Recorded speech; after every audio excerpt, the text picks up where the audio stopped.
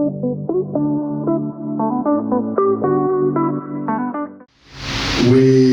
greet you all. We are so happy to have you this afternoon. This Saturday is a special Saturday where the Congolese community of the diaspora of Cape Town, we decide together to have a time of reflection or to talk about what is happening in Congo. There are a lot of things that is going around about what is happening in the east of Congo, east of DRC. We know it is endless conflict which has been for years. But today, by the help of UCC, the United Congolese Community, which gather to facilitate any other Congolese community and organization to become part of this platform to talk about matters that have to do with Congo and the development of Congo and Congolese community in South Africa. Now we come up with this program to talk about what is happening in the east of Congo, DRC, especially in terms of responding on the last conference press or the speech of the former South African President Thabo Mbeki, the statement which he made about what is happening in the Congo, east of Congo. For us Congolese, we didn't agree with that. It is not the true story. That's why today we're going to hear the story on the Congolese side. Amen. You need to get used to us. We are more into church business, you know. The title of our reflection today or speech conference press is Understanding the Real Reason for the Endless Conflict in the Eastern DRC. Now today we have a different guest speaker or facilitator who are going to give us a briefing on what is happening in the east of DRC Congo. At the same time, we are responding to Mr. Former President Mbeki on what he said about what is happening in the DRC Congo. It is always good to hear also the side story of the Congolese. And the people who are going to facilitate and talk to us today are especially the sons of the soil. When we talk about the sons of the soil, we are talking about the local people from the east of Congo. We are not talking about people from east, west or other side of the Congo, but people who are born, grow up, they've seen all these things going on and they've lost their family members and they flee up to come in this side.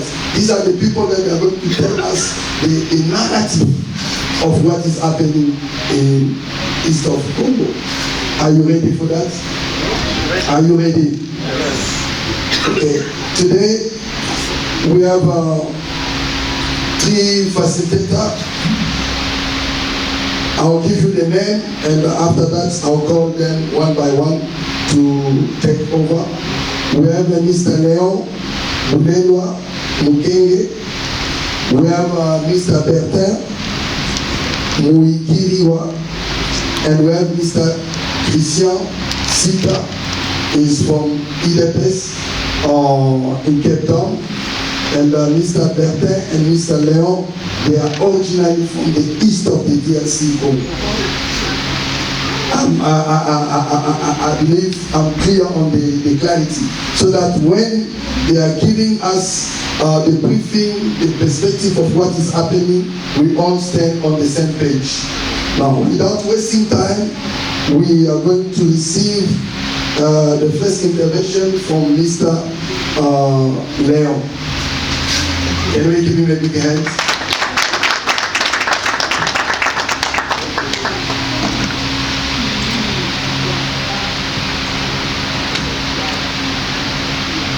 I am Mr. Bulelwa Mukenge. sorry, Pastor, I don't like to be called anymore Leon. Because no one of my ancestors was called Leon. Thank you. Yes. Yes. It is a great pleasure for me to stand in front of you in this occasion. And as Pastor introduced me, I'm from Congo. I'm from Congo, from South Kivu, from Shabunda territory, I'm in Murega. I'm born, grown up, studied in the South Kivu. And the issue that we are going to talk about today, the issue of the war in the Congo, especially from the eastern part, is caused by the BANYAMULENGE, the so-called the BANYAMULENGE. And the paper I have prepared that is titled The Problematic of the Eastern, the creation of BANYAMULENGE as a root of the conflict in the Eastern of the Democratic Republic of Congo. And I thought that I'm gonna have enough time to present my work, but I will summarize. The first part of this paper, I'm gonna talk about the tribe of South Kivu since the independence of the Democratic Republic of Congo. And the next point, it will be the immigration and the transplantation of the Rwandese in the eastern of Congo. Then I will talk about the refugee, how the refugee comes in Congo. Those who are calling themselves BANYAMULENGE. And in the last part of the paper, I'm gonna outline the law that governs the Congo today since 1981.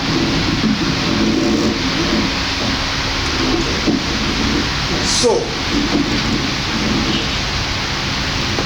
the Democratic Republic of Congo, which is occupied by 450 ethnic groups, made up the mostly with Bantu people. And the South Kivu were a group of the refugees, Rwandese, mostly Tutsi, who were settled by the United Nations since 1959 to 61 after King. So, King of the minority Tutsi was overthrown by the old majority in what they call in Rwanda Revolution in 1959. That is the first time where the Tutsi who are calling themselves BANYAMULENGE came to Congo. In South Kivu, the tribes in South Kivu, they are occupied by territory. As the Murega from Shabunda, let me go back. All the Kivu, we had many, was divided by three provinces. They are Maniema, the province of Maniema, the province of North Kivu, and the province of South Kivu. The most places or province that this war started from South Kivu, where those BANYAMULENGE, the so-called BANYAMULENGE are located. So I am Murega. This one is Mushi. In South Kivu, we have almost 9 or 8 territories. And we know all of us as a Congolese, each territory represents an ethnic or a group of people from the same ancestors. I am a Murega, our ancestors is Murega. He is Mushi, the ancestors is Mushi. The Bashi in the South Kivu, they got the 2 territories. They got the territory of Kabare, they got the territory of Waruna. The Barega, they got the territory of Mwenga and the territory of Shabunda. There is a territory of Kale, occupied by the Bahavu. There is a territory of Iji, occupied by the Bahavu. There is a territory of Uvira, occupied by the Bavira and the Bafulero. There is a territory of Fizi, it's occupied by the Babembe. The territory of Mwenga is I nominated the Mwenga already. The territory of Mwenga is occupied by Barega.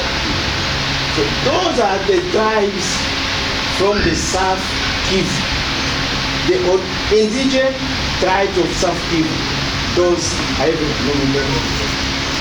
Then, as the Rwandese revolution of 1959 broke up in Rwanda, the refugees of TUSI ran to Congo.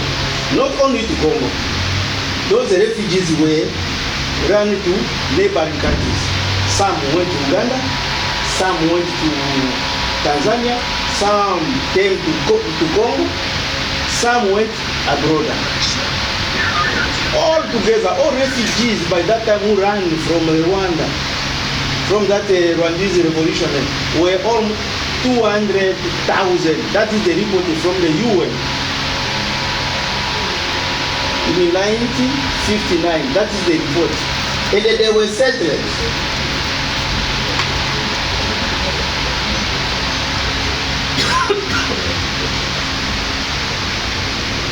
The decree of October 6, 1891, on June and of June 3, 1906, the decree of March 2nd, 1910, and the decree of November 23, 1931, and the decree of December 5, 1933, all recognize the traditional community as a sovereign and all its indigenous chief as a political and the native authorities, with each the colonial administrative base its power authority to rule the new colony. What it means? All those natives were recognized by the colonials that they are the native authorities or in those territories. They were not a new people who came in and they've been ruling other people like leaders. No. It's the same when you go to Baruba, you found the Muruba, the tribe of this is the owner of this land there. So they were collaborating with the natives, not the foreigners. Now, how comes this name Mulenge? What is the Mulenge really? Mulenge, as we know, we Congolese, no one tribe, there is no tribe in Congo that is called from a name of a staff, like mountain, river, or whatsoever. But every tribe in Congo is called by the name of their ancestors. Where comes Mulenge? Mulenge is in terms of historically referred to the mountain concentrated on the high plateaus of South Kivu in the eastern region of the Democratic Republic of Congo, in the Tombo Plateau. We know all the Mitumba Plateau. Le plateau de Mitumba qu'on avait étudié en géographie. La chaîne de montagne. Mulenge est une montagne dans le plateau du Tombo. Et ça se trouve dans le territoire d'Uvira. Or, dans le territoire d'Uvira, laisse-moi parler ça. Or, dans le territoire d'Uvira, nous n'avons que deux tribus. Il y a le tribu de Bavira et le tribu de Bafulero. Et Mulenge, ça se trouve dans la conscription de Bafulero ou de Bavira, si je ne me trompe pas. Mulenge is found in the constitution of Bafulero. According to Frederick Ottman, the ethnological map published in 1939 by the National Community of Kivu only gives information. In fact, it is inhabited by several tribes. On the one hand, by the Bafulero, from whom we distinguish those of the plain of the Ruzizi, and those of the mountain. Two groups very distinct from each other. C'est-à-dire ici, dans ce contraire, il n'y avait que des groupes ethniques. Les Bafouleros, qui étaient situés dans la plaine de la Ruzizi. In that area, there was only 2 tribes or ethnics who occupied the place. Les Bafouleros qui sont dans la plaine de la Ruzizi. Bafulero in the plain of Ruzizi. Et les Bavira dans les montagnes. And Bavira in the mountain.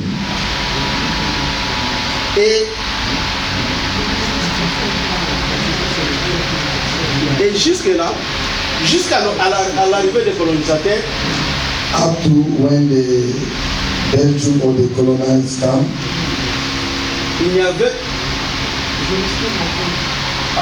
all of us, tous nous sommes des Congolais. C'est pas nécessaire que vous parlez en français parce que c'est notre histoire, ça nous concerne nous. Oui, c'est mieux. Transmettre ça à nos enfants. Oui. Parlez seulement en français parce que même en Swahili, dans nos langues, là, comme ça, on prend la matière bien. Ça ne pas pour être nous. Ok, il n'y a pas de problème.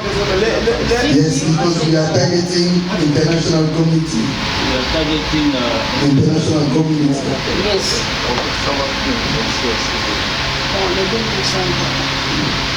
Then, the next point that we're going to talk about now is the immigration or the transplantation of the Rwandese in Congo. Contrary to many published papers, as well as rhetoric from different natures, particularly made by the friend Erenya Nayoma, published by the conversation on the 13 March 2023, whom claimed that the Banyamulenge were settled in South Kivu between the 16th and the 18th centuries is deliberate distortion of the information that aim to mislead public perception and tarnish Congolese image. Why George, which I got and was quoted by John Kapapi, said, the first Rwandese arrived in Galais in 1881, then a man and 2 women in 1884. According to the interview by George at Galais in 1959, 40 men and 11 women were born in the village. 8 men and 27 women entered the area before 1930. 2 men and 2 women entered between 1939 and 1949. 12 men and 12 women between 94 entered between 1940 and 49. 10 men and 26 women entered the Congo between 1944 and 49. All Tutsi immigrants were living in the following village. By that time, Kishebwe, Gali, Muranira, and Kalonge Kataka, all under the chieftaincy of Fulero et de Bafira. Ici, on fait la description de l'arrivée et les nombres. Here they are giving the description of the number of the Tutsi Rwandese who came in Congo at the time and the year which they came even the village. The next point will be now transplantation of Rwandese in Congo. Here this describe how they arrived in Uvira, in South Kivu. Colonialists, they didn't translate Rwandese to South Kivu. The only place where they was transplanted, it was in Masisi territory. When we are talking about Barthélemy Bisengimana, he is one of the natives of those who were transplanted in Congo. And the law in Congo doesn't discriminate those ones. Our issue is just from those who support themselves Banyamulenge. That is our issue.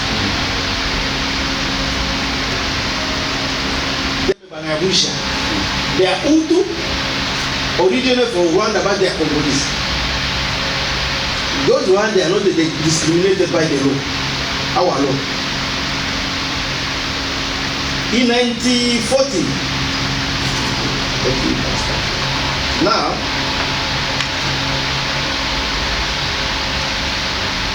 the first, let's talk now how the first refugee group that came. The ethnic tension between the Hutu majority and the Tutsi minority had their root in the Belgian colony era, where the ruling Belgian authority incorporated the Tutsi aristocracy and cemented the second-class status of Hutu in what had previously been a very fluid social system. Upon leaving Rwanda, Belgian diplomats stirred the pot by revising their favoritism, encouraging nationalist Hutu uprising in the name of democracy. Episode of violent attack and the reprisal between Hutu and the Tutsi flared the violence in Rwanda. In 1959, Rwanda revolution saw the country transition from a Tutsi monarchy under Belgian colonial authority to an independent Hutu-dominated republic. This social revolution pushed more Tutsi to exile and settle in the neighboring countries. Among them, the Democratic Republic of Congo, Tanzania, and Uganda. Uganda and the Burundi. Others went overseas where they were welcomed. Since then, the exodus of Tutsi refugees from Rwanda continued until 1962. According to March 2009, in this initial wave, approximately 200,000 Tutsi refugees went into exile in the neighboring countries and beyond. Approximately 20,000 to Burundi, 7,000 to Uganda, and 25,000 to Zaire Congo. We received less than what went outside. But when you feel the number that they are giving, that they are 4 million, they are 2 million. So I think there are those who give the statistics here, they can understand that is a pure lies. It can't work. Those who crossed into Congo, their camp were first settled in the Ruzizi plain. Unfortunately, military men were among them, and they were organizing incursion in order to retake power back.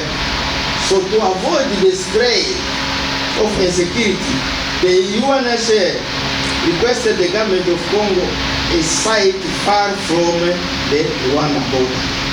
That is how they had to remove them from the plain de la Ruzizi, which closer to the border of Rwanda, to take them on top of Mulenge, Remera, and elsewhere.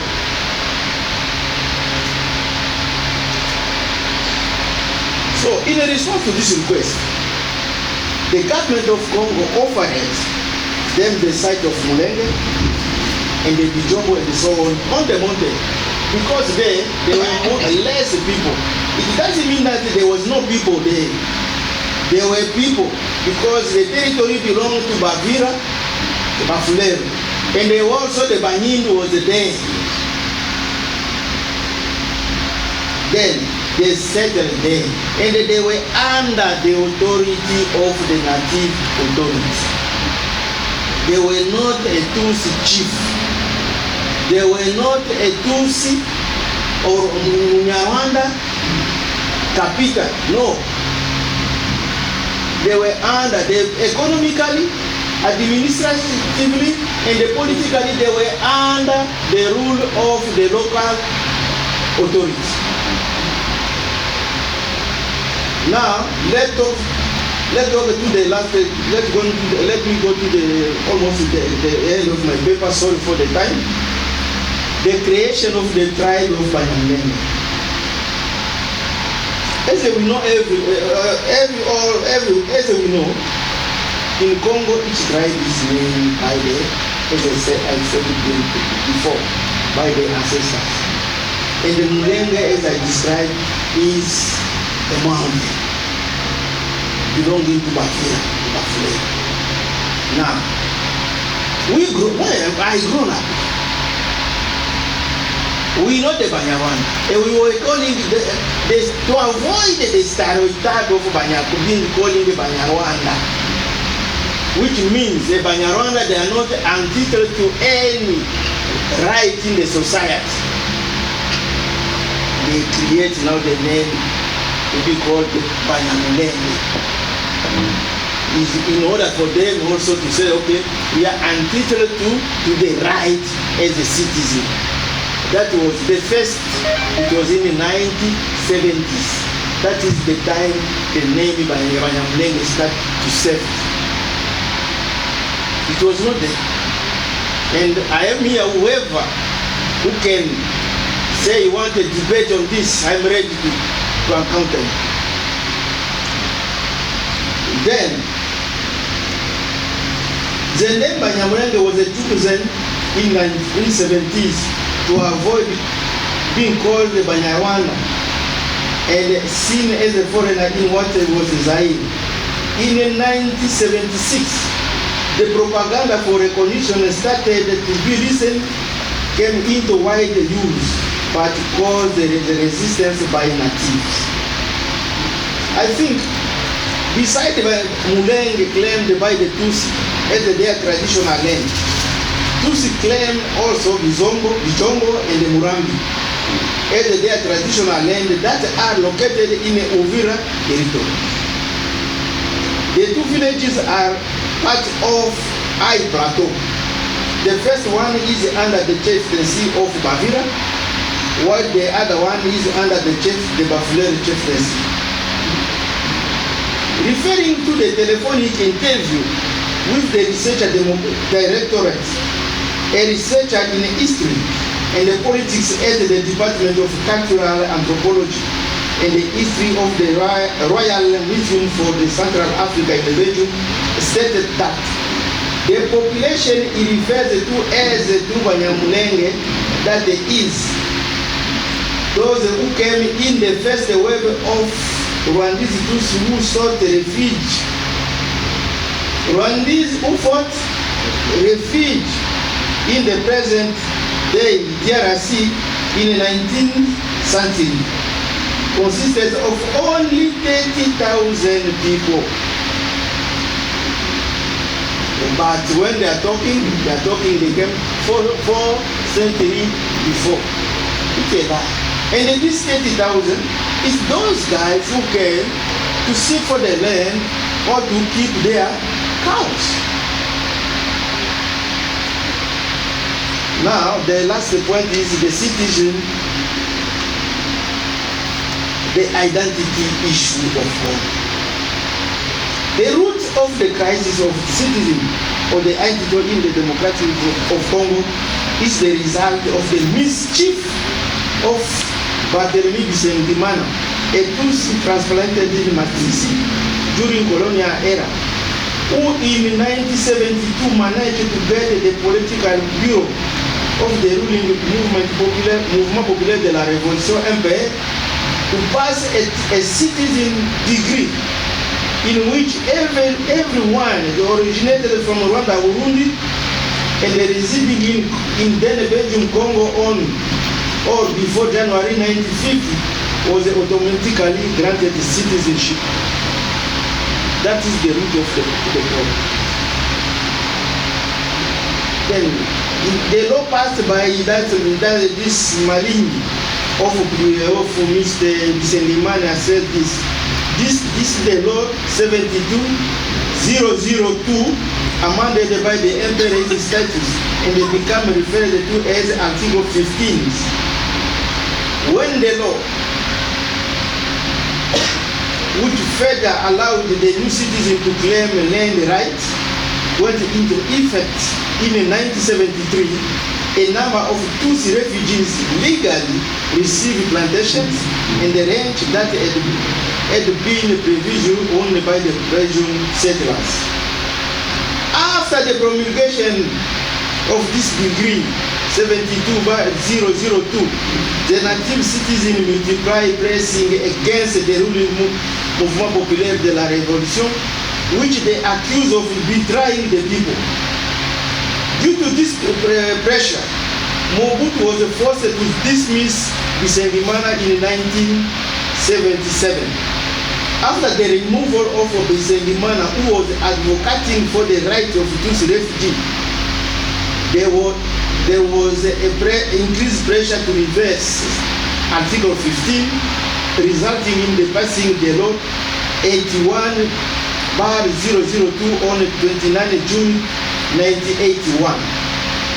The law number 81/002 of June 29, 1981 specified in particular that any person is Zairian whose descendant is a member of a tribe established on the territory within its limit of August 1st, 1885. Most Congolese Rwandese origin that loses their Congolese nationality. That is the cause of what is happening. The purpose of the law was to respond on the one hand to the prescribed of the article. Now, at the Sun City, after all the things happened in the war, when they met in Sun City, Tutsi they pressed for them to get a nationality, but they referred it to the transitional parliament by that time. And what it says, the purpose of this law is to respond on the one hand to the prescribed by the Article 14, paragraph of 3 of the transitional constitution, and on the other hand to the relevant criticism formulated by the delegate to the meeting of the Ida Congolese dialogue against Congolese legislation in matter of nationality, especially those articles that I have mentioned before. Then, that the constitution of the transition made it clear. It comes and says, fundamental option of Congolese nationality. It resolution from it, the resolution number DCC of the Indo-Congolese dialogue relating to the issue of nationality with regard to national reconciliation, the global and the inclusive agreement, as well as of the constitution of the transition, especially in the Article 14, that Congolese nationality is one and exclusive.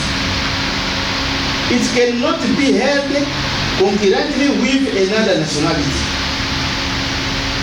All ethnic groups, including people in the territory constituted what became the Congo presently to independence, must enjoy equal rights and protection. I don't feel that this, I am not a jurist, but I think the interpretation of this article, it's clear.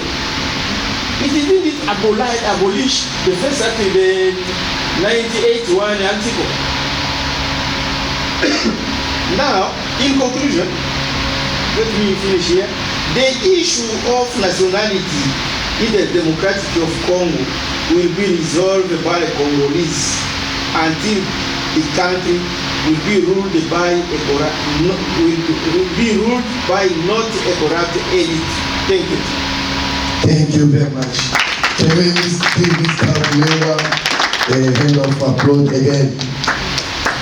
Thank you. I believe the intervention was very clear, and what we will do, I want you to take down, if you have any question, just write it down.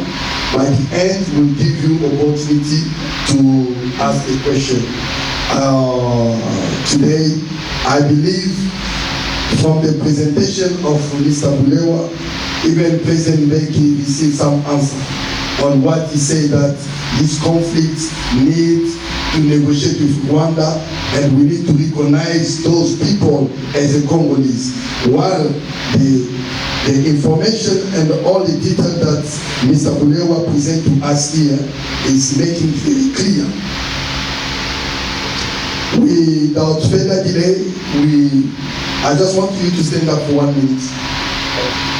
We are outside of the country, but we fight for that country and we care for our country.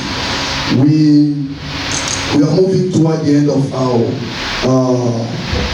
program, but before that, as I said, take notes. If you have any questions or any comments, after all the speakers, we'll give you at least 1 minute for a question or a comment before we close the event. I'm your MC today, Mr. Allen. Without wasting time, we are going to receive Mr.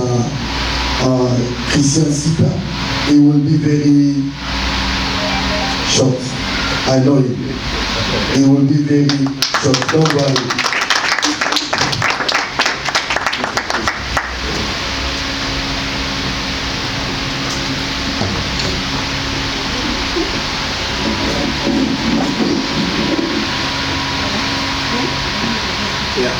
Thank you very much, Pastor Amen, for this brief introduction. Put me on this spot already, I have to be short, just like you said. And I would like first of all to thank the organizers for extending an invitation to my person to come and address the audience today. And many of you friends of mine, people that we know each other, and it's always beautiful to find ourselves in such circumstances.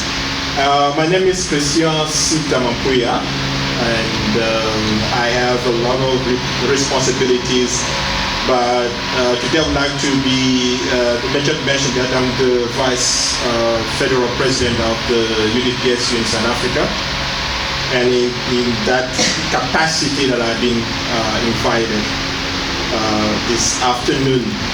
Well, it was quite brilliant from the first two speakers, my predecessors. I'd like to thank them, Mr. Bulelo, if I pronounced the name correctly, and Mr. Bertin.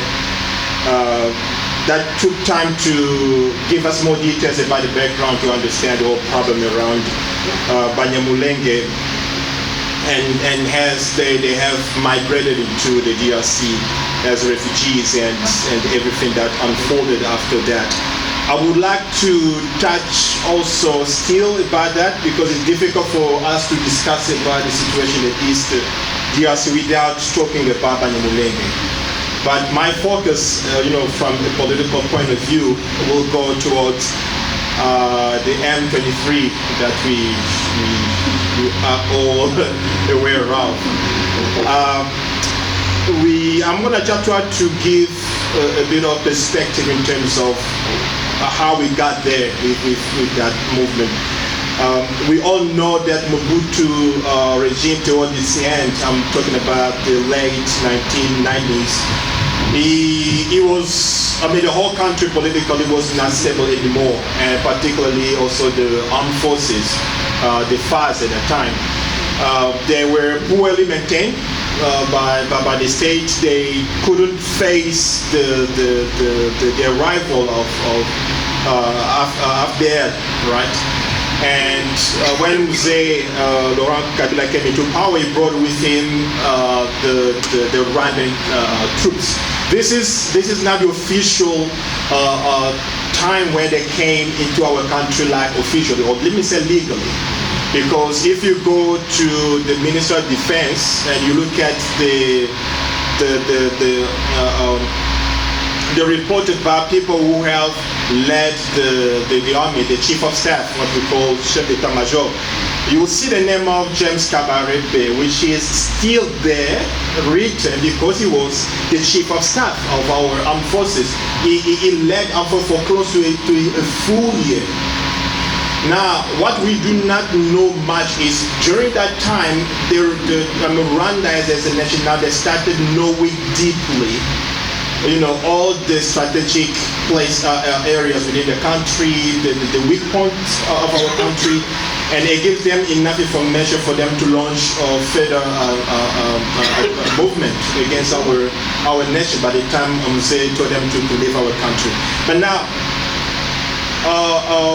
after that, we know we had the whole story about CNDP. We even tried to talk about CNDP with Bosco Dangana, who was taken to the CPI and ICC, and he was taken there as a Congolese, but himself declined his identity as a Rwandese. He even told that he does not understand why he's being trialed as a Congolese, whereas he's a Rwandese. So that was the time where they were now portraying the whole Banyamulenge as being victimized in the DRC.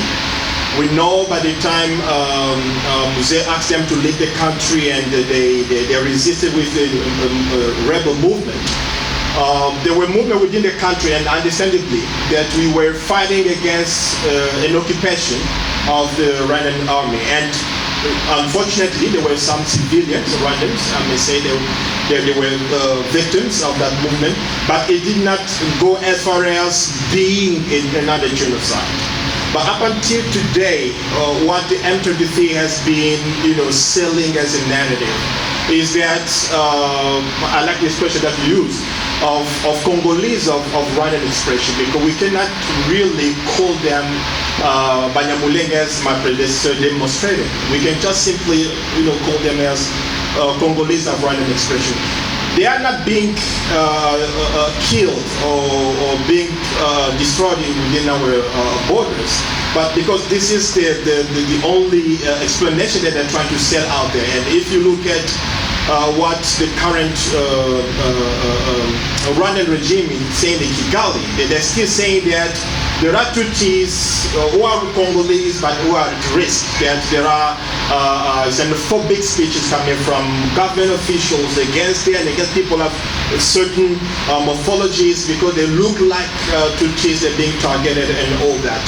Now, but my main discussion today is around the famous agreement between the M23 and the government, because you're all aware that the current M23 version of concerns is that the government is not respecting its obligations toward them. And the question is, what are those obligations? Even when the current president Tshisekedi came into power, he had also to face the same issue of those obligations from the state. I'm not going to go deeply into details how that agreement came into existing, but I would like to highlight some few points. Because what the M23 is asking the government to do is to create within our armed forces some brigades. A brigade could have like 1,000 soldiers. I'm not a military expert, just pardon me if it's not accurate. But they would like to have brigade made up only and exclusively Congolese of Rwandan expression. Not to say Banyamulenge. They would like to have them stationed only in Mulenge. They have to be there. And few members of them, they've also been to be part of the presidential guards. And if you have been watching the news throughout Africa, you see that the presidential guard is not where you're going to have anybody else, because they can topple, a president. They can even arrest a president if they decide to have some disagreement with them. So that agreement was very difficult for the current head of state to follow through, to implement that, to give them what they were asking for. That's why, unfortunately, in 2021, Rwanda decided to bring them back to that, because we know that they were defeated, in 2013, if I'm not mistaken, and they were driven even out of the country. They were partly in Uganda, another part was in Rwanda. So now, My point is, as Congolese, we need to be able to clarify what is the current situation and what is going on with the current M23. Number one, we need to make it clear that there is no such a thing as a genocide against the Congolese of Rwandan expression. So you can use BANYAMULENGE if you want, but there is no genocide going on. And we do not have xenophobic utterances or narrative being concocted against them in the country. We don't have officials saying, hey, Congolese, if you find someone who looks like a random, just kill him. We don't have such a thing. But they keep pushing those things because they need a reason to justify why the RDF, which is the Rwanda Defense Forces, is actually fighting together with the M23. So you heard the government, and even the head of state many times when he was abroad or within the country, clearly saying that there shall never be any negotiation. Why? Because of all the armed groups in the east part of the DRC, they are the only ones who are making such claim where they need brigades fully composed of themselves to be part of the army and to be stationed where they live. And this is wrong to many extent, because tomorrow after tomorrow, they decide that part needs to become an independent state. And we know that they will have enough army, they will have enough support from Kigali, which is already happening. And we're going to lose a portion of our national territory. That's why the current regime said that we will never ever tolerate that type of discussion to happen. Now, behind them, we all know there are a lot of reports, even if Kigali is denying it, that the Rwandan armed forces are the ones actually fighting against our government. Because the civilians who are Congolese of Rwandan expression, they are not the ones taking guns against the state. Because we heard it from one of my predecessors here that if you are a refugee, you are not allowed to take gun against your own government, or the government that accepted you, or the government that legalized your stay or naturalized you, gave you that citizenship at some point. There are documents, even the previous speakers alluded to those documents, where they were given officially citizenship. But now, descendants, you are taking guns against the very same government because of your frustration and concerns. So in a nutshell, because the moderator said I should not be very long, and I know that you may be burning with questions because you would like some type of engagement even with the preceding speeches.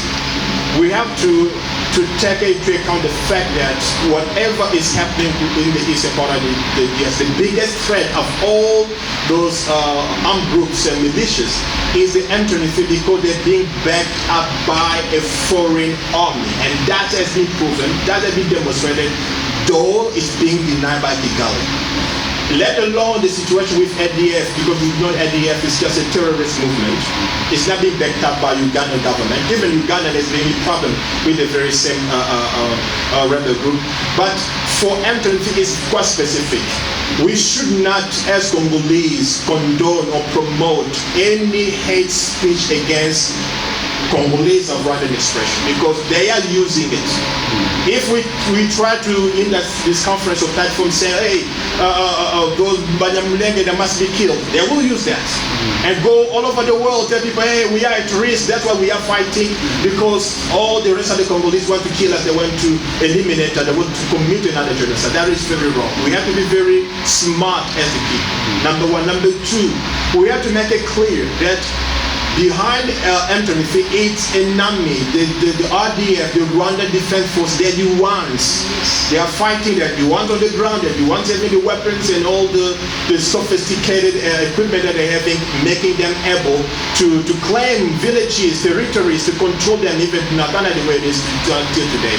But I would like to close my remarks by saying our government is doing everything it can. And currently, we know that there are a lot of foreign troops, on our soil. You have army coming from Burundi, Kenya, and all that. It was just to buy us time, because we were training our very own soldiers. Now we're getting to the phase where those soldiers are finished.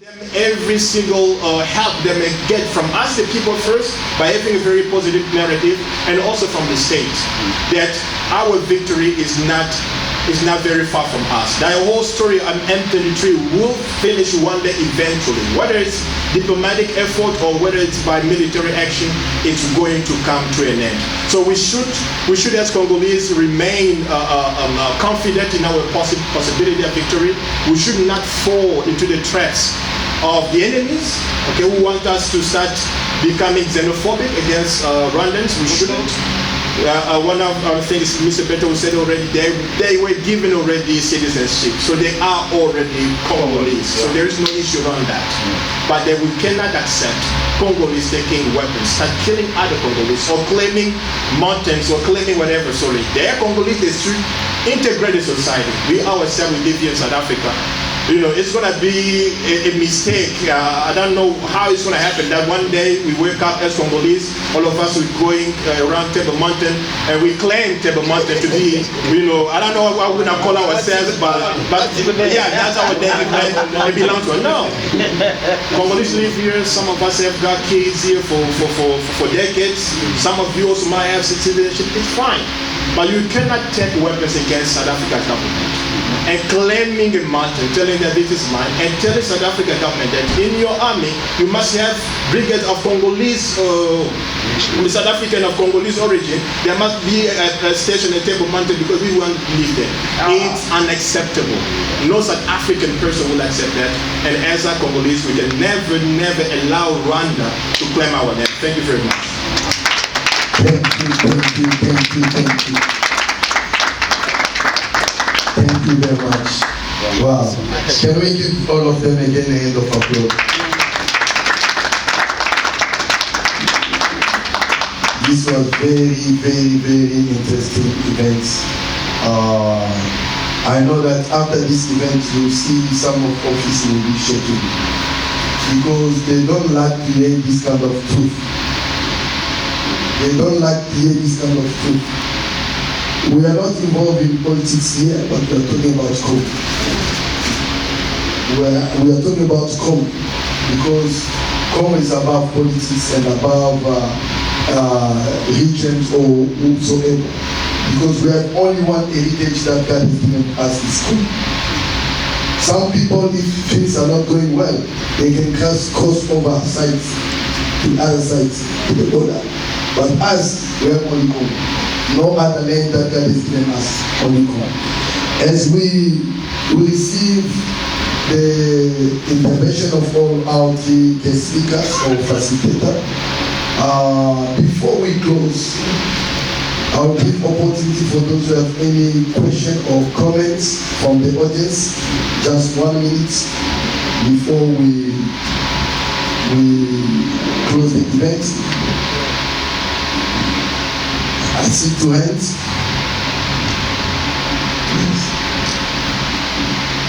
Wait, I'll give you one minute, or less than 1 minute, please. And just say also to whom your question is addressed or direct. Introduce yourself. Okay, thank you very much. My name is Placide, so I'm Congolese. I have 2 questions. So the first question is to one of the speakers. Another one is to Pastor Kishan, because he's here intervening as a political leader. So the first question to the born people of Eastern part, who knows better the history, and we thank you to explain what happened there because we didn't know much. My question is that you guys, you have elected people as members of the parliament who are there in parliament to advocate your rights, to express the frustration that you're going through, so that the frustration might be integrated in terms of law to prevent the conflict, because they say that the big issue is the nationality. How can we resolve that? We can only resolve it through laws, because they say any say from the president come law. Now you people who are there what kind of law did they promote to resolve that issue, because it's a matter of nationalities? The second question is regard to Pastor Kishan. As a government, you identify that the Rwandans who was fighting was beyond the M23. One of the priority or responsibility of the government is to protect its own language. What did you do to defend the citizen? Only rely on talk, c'est ce qu'elle fait, you must wait, you must wait. Why are the people that are taking advantage? They are killing, they are taking our land. So we're still waiting for you, government, to make a move of taking possession of what belongs to us. Thank you very much. Thank you. Can we give you big hands? You can search documents. You can search. You will never found the article that abolish that law of 1981 regarding the nationality of Congolese. Regarding the question about what should be done, as I conclude, we Congolese, we are responsible of what is happening to us, because the country is under the control of the corrupt, I will repeat it, corrupt, irresponsible elite. Let me tell you something. When they go to the conferences, those guys, they call them ministers and so on and so on, instead of sitting in the conference discussing with others the issue of the country, they come to the town looking for women and shopping around. This is what happened during the Sun City. I'm the executive director of the Congolese Organization for Peace. I participated in Sun City. That is what happened in Sun City. Many decisions were taken there without people, especially politicians from Congo, being present in the room. While the strong decisions were taken, they were always out. While the BANYAMULENGE, the TUSI were leading everything. That is why the One Peace platform was taken out as a decision. We Congolese, the responsibility to end this issue is between our hands. Thank you. There's a question. You don't want to the answer from government. Let me just address the question about why the government is relying on talks, right?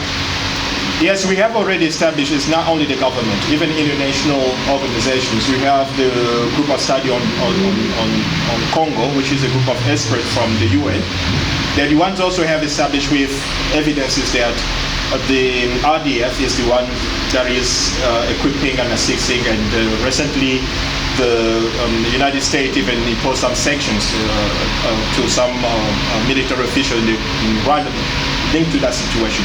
So the problem is we had a number of issues that the current head of state found already. One of them is the weakness within our army. We all know that the DRC armed forces have been weak for so many years. You have generals or official military officials who are in the east for years. Instead of fighting, they, like you said, they do other businesses. You know, you're funding them owning mines, and it took him some time not only to understand the situation, but to have a based approach, because you don't just wake up in the morning and start firing generals. You know, armies is another world, and they can even conspire against you, head of state, and even overthrow you. So that's why the government wanted to buy time, give himself enough time, pushing the diplomatic solution first.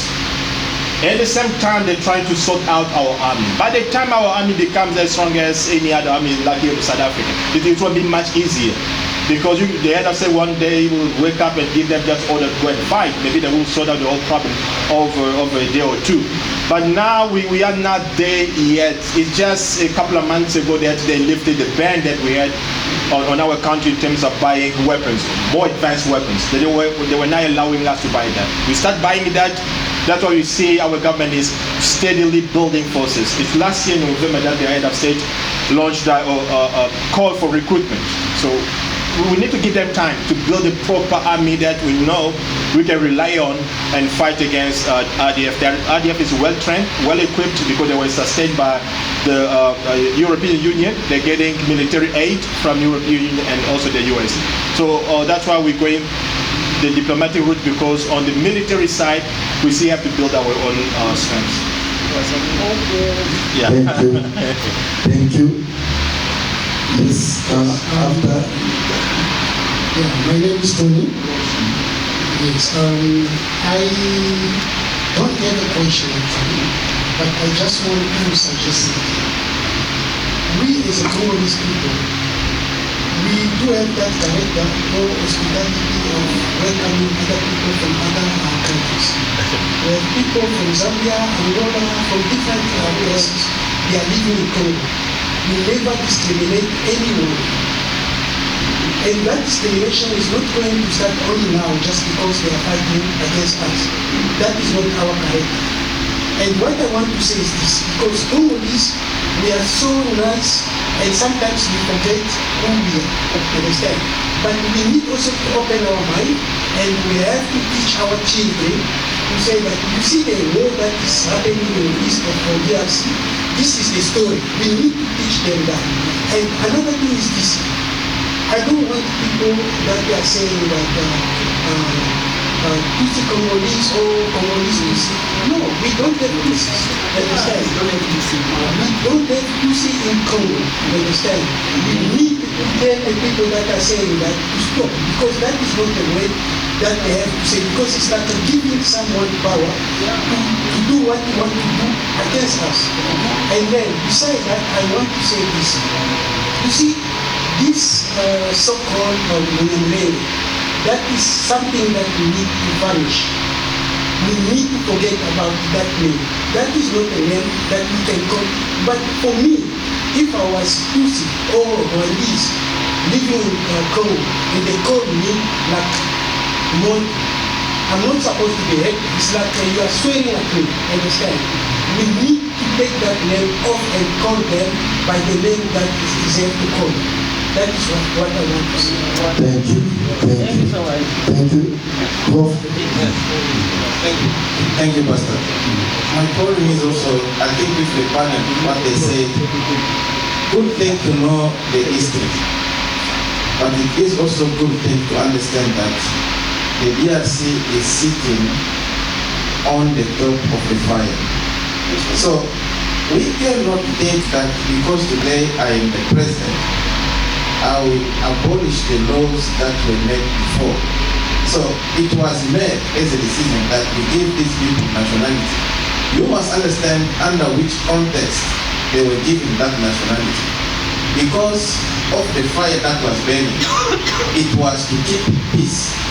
Now, you cannot say that we must abolish that law now. Suddenly, we will be under fire. And they will say, let's give them this part of the land because they are not allowed by the other Congolese. So we cannot talk about abolishing the law and calling someone, these people are my brothers. Here in South Africa, how many times have we been called, we Africans from outside, by UFF and other leaders here that they are our brothers. These Africans are our brothers. That does not mean much. But what means much is to say they have been given nationality. Now that is a law. And that law, we cannot say today we must abolish it. It will create fire and the country will be divided. Thank you. Thanks. Thanks. Thank you. The last one. Bon, moi je m'appelle Wabango. My name is Wabango. Yeah, je voulais m'adresser à notre communauté. Moi, je ne m'adresse pas à qui que ce soit. I want to send my word to my own community. I want to speak it in Lingala so that it can go. If we gather in this kind of meeting, many of our brothers come from different provinces. Many of them, they don't know the east of Congo.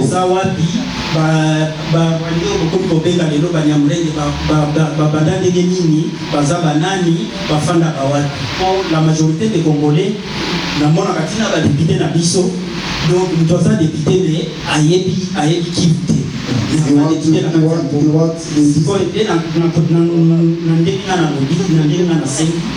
il fallait d'abord expliquer notre population, de notre communauté et savoir qu'est-ce que c'est les Rwandais et quelle est la différence entre les Rwandais et celui que vous appelez maintenant les Banyamulenge. Yeah, thank you very much. I will just summarize what he said, that whenever we meet, especially in the issue of East, we need to tell people the history and the geographical background of Bukavu or Kivu. Yeah, thank you very much. I don't have any question, but surely I have a kind of a recommendation. Because during the intervention, they spoke about our children and that they need actually to know about our history. And I think we have done 1 or 2 events here in Cape Town whereby we can parent and our youth, so that the parents can actually, I think personally as well was one of the MC, one of the things that we do in the church. So I would like, for instance, for most of the topics that regarding our country, we have our children going here in South Africa. In one of the events, they were asking us, why are you not going back to Congo? Those are our children.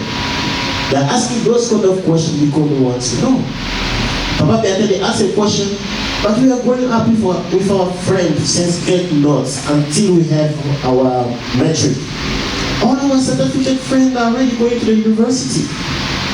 But we are born in South Africa. Who is reliable for our bursaries?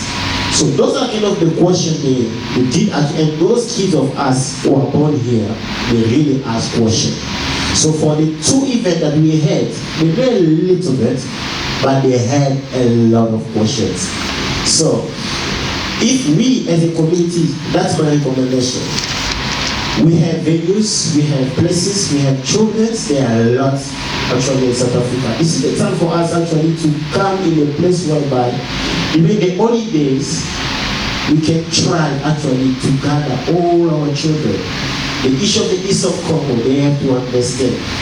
In the previous workshop, one of the young lady I know her, is a daughter of one of my friends. He was asking about why Congo has a lot of minerals, this and that, but we are poor. It's coming from, she must be grade 10, 11 right now. And she asked such kind of a question because she knows that the country is very rich. But how come that we are so poor as a nation? So those are the questions that our children are asking. So my recommendation, thank you for Papa Bulelo and Papa Berde, and for those who can actually join us. Maybe, as we said, that cannot be the first or either the last. We need actually to tell the story, especially for our children that actually born in South Africa. Thank you very much. Thank you. I will apologize. We are really beyond our time. Just a vote of thanks. First of all, I would like to thank you all for coming, for your time. And you are so special. Can you give yourself a round of applause?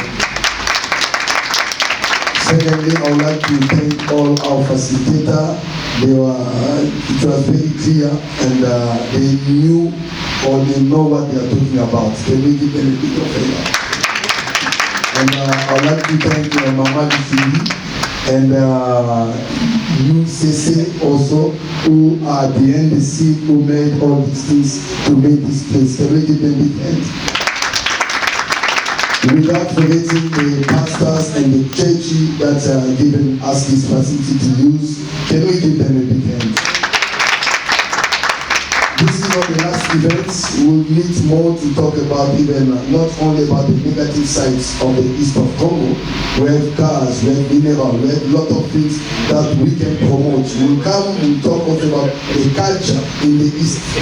What is the culture in terms of Lobola, in terms of business? There are many things we can talk about Congo, not only the east, even the other part of the Congo, because us at UCC, we are here to promote Congolese and Congo organization and activity. That's why we run this kind of program. And next Saturday we have Miss Congo. Can I have the affiche, please? This is the last event for this. You can see, as we are talking about teaching our kids about our cultures, narrative, it's very important when they are meeting also there's some talk with our mama and papa telling them about Congo, and this is a competition where the winner of this Miss will be the Congolese who will represent Congo in the Miss Culture Africa. Now we are doing the pre-selection. That means we choose among our Miss. The one who will win is the one that will send to represent us. It's just like we are preparing them before the big event. This event is to take place in Kenspe, Cypriot French school. It's 150 tickets where you can come and spend time to support our kids and so on. I was happy when we introduced these kids. You know what makes me laugh? When these kids they introduce themselves, I was shocked that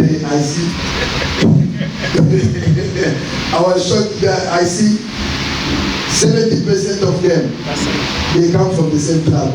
I say, wow, if it was the government, somebody would say nepotism. Because all of them, most of them, they come from the same tribe. I just want to say that we have diversity in Congo. We need to value and appreciate each one of us. Please, as a parent, let us come to start thinking about our kids. Here, one day the boat will be tired. You will need to go back. We need to make sure that this is peace. No portion of our land will let it go. Yes. Thanks. God bless you. See you next time.